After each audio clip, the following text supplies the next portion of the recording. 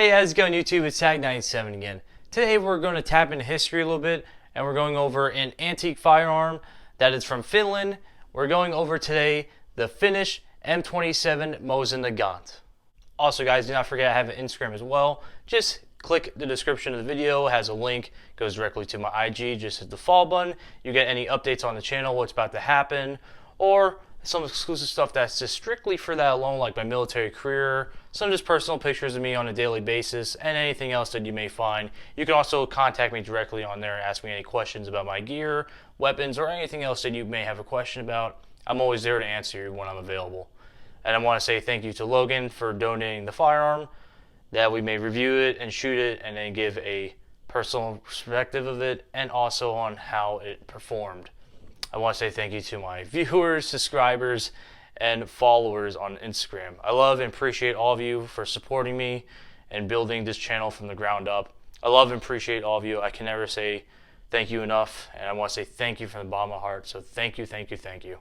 Okay, before I go over the firearm itself, I want to tap into history a little bit and then give due respects to Sergei Ivanovich Mosin. Sergei Mosin designed the blueprints for the Mosin-Nagant in 1891. That's a long time ago.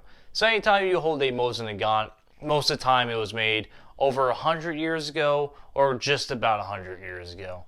And that's really important to know because you're holding history in your hand, and that's really cool. And especially the fact that it is used by other countries to this day as a rifle for long distances, or just an average collector as someone that lives in the United States or anywhere else that you're allowed to have firearms. What's cool is that the rifle was used in the Russia Revolutionary War and also World War I and World War II from the USSR. So I know it's going to be a little hard to see in the video because of how long this rifle is. Now, this is not the Russian Mosin-Nagant, this is the one made by Finland. So a lot of countries did adopt the design of the Mosin-Nagant. They all have their certain type of style on how they're made, materials, and everything else that went to making this firearm. So yes, you're probably saying, well, it's not a Mosin-Nagant if it was not made by Russia. False. It's just like a simple saying on an AK-47, right? How many countries have made the AK-47? A lot. Even the United States makes an AK-47. I even did a previous review on our AK-47 that was made by Raleigh Defense, which you should check out, by the way. So this model in particular was made by Finland. This is the Finnish M27 Mosin-Nagant, and obviously you could tell that they took the design of Sergei Mosin, that his basic rifle design is all here with Finland's own personal indications of their own rifle designs and some updates that they did to personalize their rifle for their military.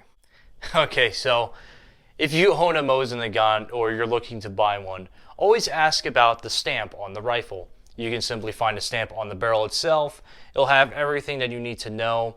You can simply Google all the manufacturer numbers, stamps, and everything, and you most likely will find where your Mosin-Nagant was. So just because it's a Mosin-Nagant does not necessarily mean it was made in Russia. So don't get upset if you're not getting a Soviet Union made Mosin-Nagant. And also will tell you the year most likely.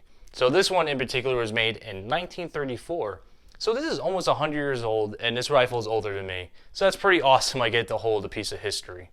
Just keep in mind, guys, if you are going to buy a Mosin-Nagant or you already have one, that it may vary from different Mosin-Nagants that you may own or you've seen on the internet and seen in shops. So say, for instance, that you see a Finnish M27 that was made in 1927, that this model that is a 1934 does not match the picture of a 1927 version because the stock is a different color or doesn't look right, the size is different. It always changes over time, and not the same wood was always used. They used what was available. So it's not like they can go to a Home Depot and pick up the same wood over and over again. It doesn't work like that. So the main distinct features that you can find for this model of a Mosin-Nagant is the curved rear iron sight. So if you see your iron sight on the M27 Mosin-Nagant from Finland, it's not broken. It's supposed to be curved. That's how it's supposed to look, so don't freak out. And it performs just the same way as a normal AK-47 iron sight is, so that's pretty cool. If you're used to an AK platform, you can get very familiar with that sight without changing dramatic ways of learning how to shoot with it. And also the side numbers on this iron sight are not yards, they are meters. So keep that in mind if you're shooting. And the calibration to change from yards to meters is 109. So every 100 meters is 109 yards. So the increments are smaller, but are calibrated differently. But it's not going to dramatically change your way of shooting. So just keep that in mind. It's not yards, it is meters. Okay, so moving up. This right here is the closed nose cap. Now some variations will have the popsicle sticks, and yes, that's what they're actually called, the popsicle stick. Now some will come with it, some won't. So if you see a M27 model without this and you're saying, oh, that's definitely not it, I want that one, keep in mind some have it, some don't, so don't freak out. Simply all it is just a clasp that holds the wood on top of this firearm together, and it has a screw in it, and that just holds this in place. So nothing too fancy. And if you notice that there is no oval halo around the iron sight to protect the front post, it is the bunny ears like an M16, so that's pretty cool and nifty compared to the Russians' Mosin-Nagant. So the standard projectile that the Mosin-Nagant uses is a 7.62x54R, which is this round right here. That's not right. Oh, silly me. This is 7.62x39, which is mainly used by AK-47 platforms, and some variations of different rifles use this round. This is a 7.62x54R. There's a pretty big comparison, right? The projectile is basically the same, just got a little bit more grain behind it, and obviously a lot of powder compared to a 7.62. So we don't need to talk about this one anymore. Let's get that out of the way. So the R that stands for the 7.62x54R is not Russian. Now I heard some previous YouTubers use it before. I don't know why they call it Russian. I understand why they would call it Russian, but it does not mean Russian. A lot of Russian, right? It actually means rimmed. You can definitely see a huge rim on the casing, and overall the whole projectile itself is definitely huge. So it does pack a punch downrange. So this beast right here is a whopping 46 3/4 inch overall length. That's a pretty long rifle if you're not used to a rifle this long. And the barrel is also long too. It's a 27-inch barrel. That's a long barrel too.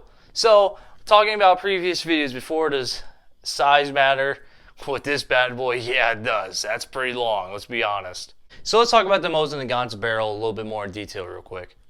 So most standard Mosin-Nagants have a barrel twist rate of 1.9.5, which recommendation is that you use 182 grain through 203 grain. Now you can use the cheap 148 grain, which is normally the cheapest ammo you can get for 7.62x54R. You can use that, but if you want the best bang for your buck, accuracy and performance with the Mosin-Nagant, I recommend you use the recommendation grain, which is 182 through 203 grain. So before I get onto the weight real quick, keep in mind that different metals were used and also different grains of wood. So it may be a little bit different than the manufacturer will state, saying that overall all of them are 9 pounds, which technically yes they are. But it may change over time if the wood warps, some grains fall off, and everything else that the wood can have issues with, especially if you're sanding it and repainting it. You're shaving off weight off of it technically, so yes, it will change, but rounding it up, most of the time it will be 9 pounds. That's empty. So there are different ways to load this firearm. So the capacity is 5 rounds.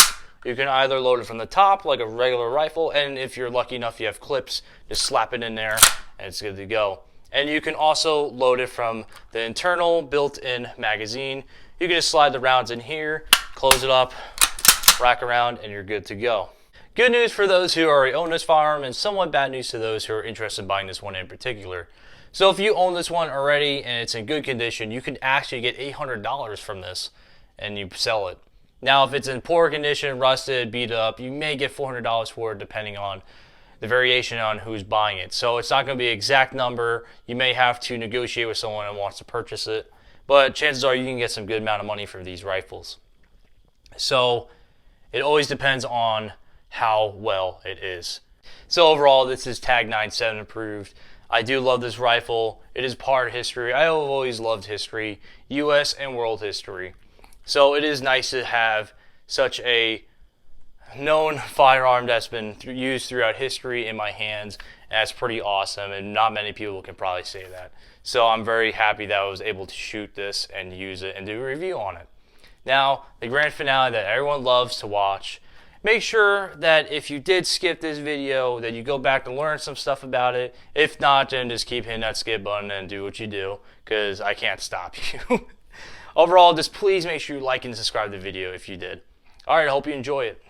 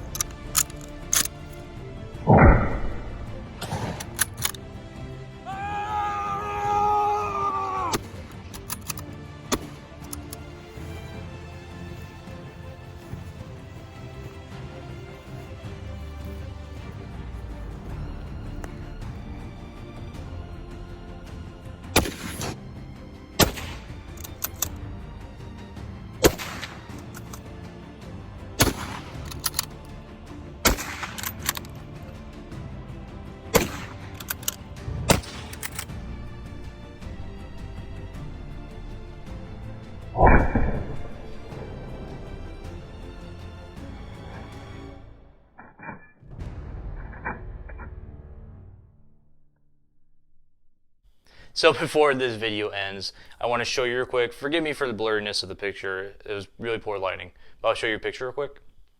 So when I disassembled this firearm, when I first got my hands on it, it was extremely rusty and dirty. And I took a long time cleaning it. I spent about an hour and a half before I shot the rifle so it'd be able to perform and look good, obviously, on camera.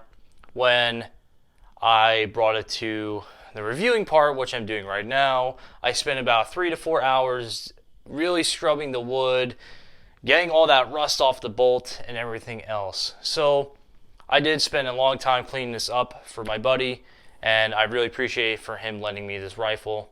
Overall, like I said before, I do love this rifle. Make sure you like and subscribe to TAG97. I appreciate you guys so much for watching this video, and I'll see you next time. Thank you.